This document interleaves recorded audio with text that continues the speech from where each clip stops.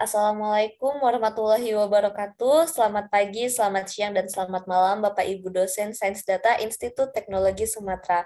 Perkenalkan, kami dari kelompok 7 Basis Data RA. Pada tugas besar Basis Data kali ini, kami akan mengangkat tema tentang studi kasus Python Course on Coursera. Sebelumnya, perkenalkan anggota kelompok kami, yaitu ada Dimas Wahyu Saputro, Armanda Tantra Kumara, Taj Safira, Fadia Dila Sabin, dan saya sendiri Khairunisa.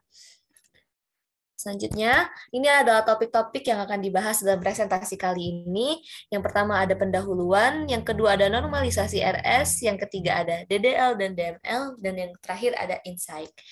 Langsung saja kita ke pendahuluan. Di pendahuluan ini kita akan menjelaskan tentang latar belakang, tujuan asal data, dan deskripsi data.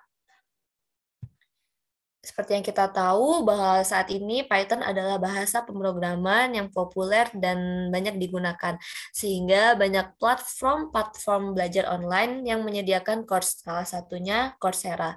Coursera sendiri adalah platform belajar online yang didirikan pada tahun 2012 oleh dua profesor asal Universitas Stanford.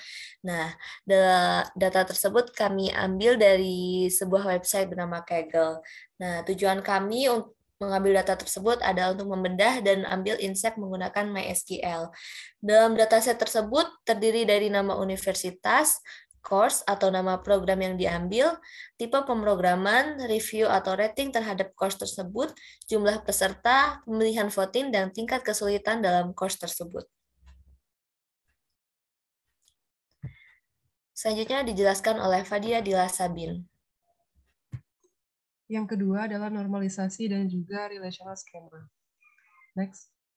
Kenapa harus normalisasi? Normalisasi sendiri memiliki tujuan utama untuk mengelompokkan atribut ke dalam relasi sehingga data ganda bisa menjadi minimal.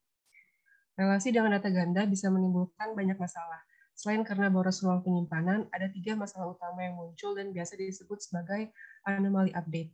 Anomali update ini terdiri dari yang pertama adalah anomali penambahan, kemudian anomali penghapusan, dan juga anomali modifikasi.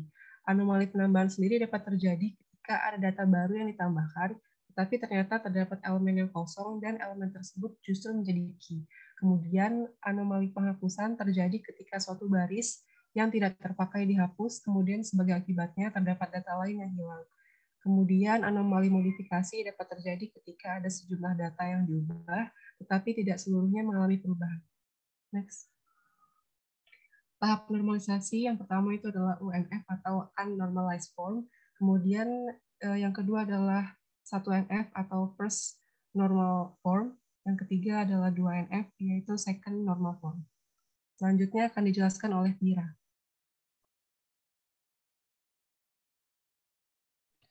Berikut merupakan data awal. Teman-teman, apakah ini UNF, 1 UNF, atau 2 NF?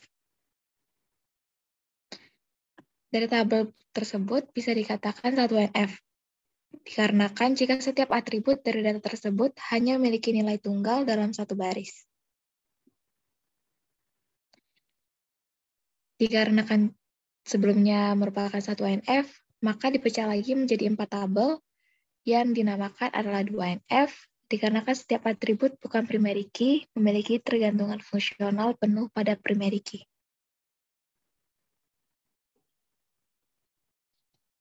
Berikut merupakan relational schema, yang dimana course merupakan one-to-many. Selanjutnya akan dijelaskan oleh Armanda. Selanjutnya itu DDL dan DML. DDL merupakan singkatan dari Data Definition Language yang merupakan perintah pada SQL untuk menggambarkan desain dari database secara keseluruhan. Selain itu, DDL juga digunakan untuk membuat, menghapus, maupun merubah struktur definisi tipe dari objek pada database. DDL sendiri terdapat perintah create, alter, drop, rename, dan show. Namun, pada kelompok kami menggunakan perintah create, yang dimana yang awal kami membuat create database dengan nama tubes underscore kelompok 7 underscore final. Dan untuk mengakses database tersebut, kami menggunakan use tubes underscore kelompok 7 underscore final. Next. Selanjutnya, dalam database tersebut terdapat, dan kami membuat create table. Yang pertama, kami membuat table university, lalu membuat tabel jenis, lalu tabel kesulitan, dan yang terakhir tabel course.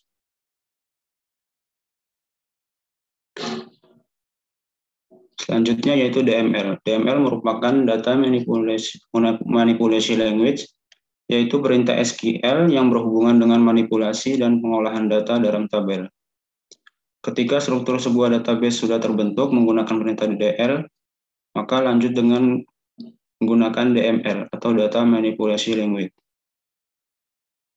Pada kasus kami ini kami menggunakan perintah insert yang dimana untuk memasukkan sebuah record baru di dalam sebuah tabel database. Di sini terdapat insert tabel university, tabel jenis, dan tabel course, insert to course.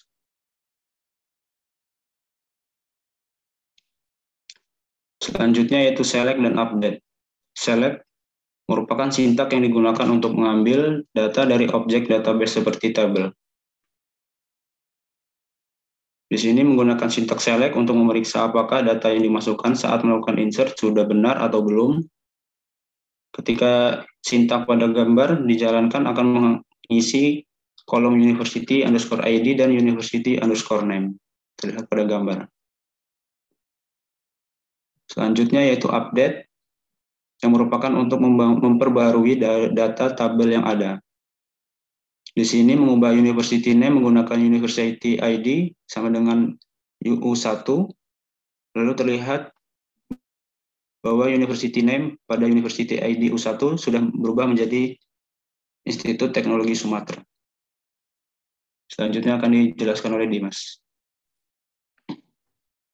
Oke.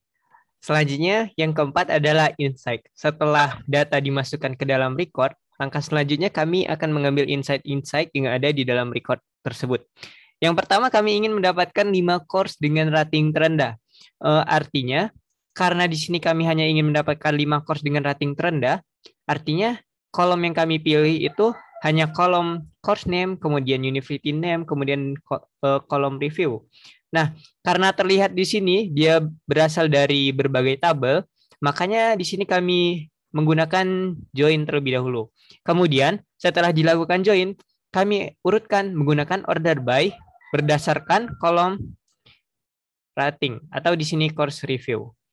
Selanjutnya kami batasi hanya 5 teratas, 5 paling bawah. Terlihat di sini peringkat pertama yaitu dengan nama course Introduction to Python Programming dari University of Pennsylvania dengan rating 3,9. Selanjutnya, yang kedua, setelah didapatkan rating paling rendah, kami ingin mendapatkan rating paling tinggi. Hal yang dirubah itu hanya di bagian order by-nya. Di bagian jika ingin mendapatkan rating terendah itu menggunakan ASC, sedangkan jika ingin mendapatkan rating tertinggi itu menggunakan DESC atau descending. Terlihat di sini bahwa course dengan rating tertinggi itu peringkat pertamanya oleh Python Data Structure dari Institut Teknologi Sumatera dengan rating 4,9, dilanjutkan dengan berbagai course yang lain. Terlihat pada gambar. Yang ketiga, kami ingin mendapatkan rata-rata rating dari setiap pembuat course. Nah, di sini kan terlihat bahwa pembuat course itu bukan hanya berasal dari satu universitas, tapi dari berbagai universitas. Oleh karena itu, kami ingin mendapatkan rata-rata ratingnya. Terlihat seperti pada gambar, peringkat pertama itu ditempati oleh Universidad de los Andes dengan jumlah course 1, tapi mempunyai rating 4,9.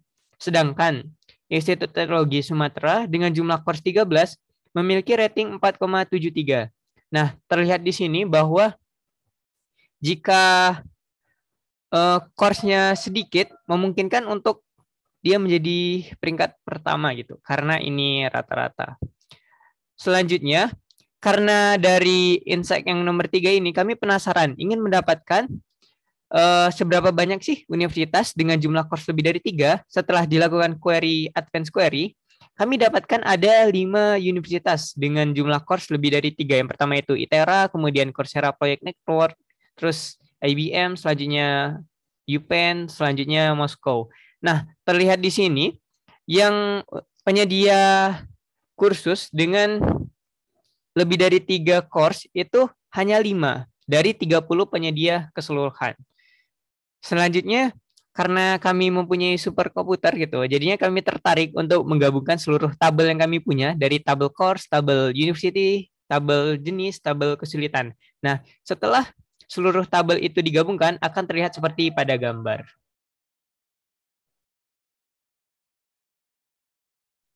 Nah, demikian presentasi dari kami. Semoga bermanfaat dan terima kasih kepada teman-teman yang sudah menyampaikan dan menjelaskan materi dengan baik.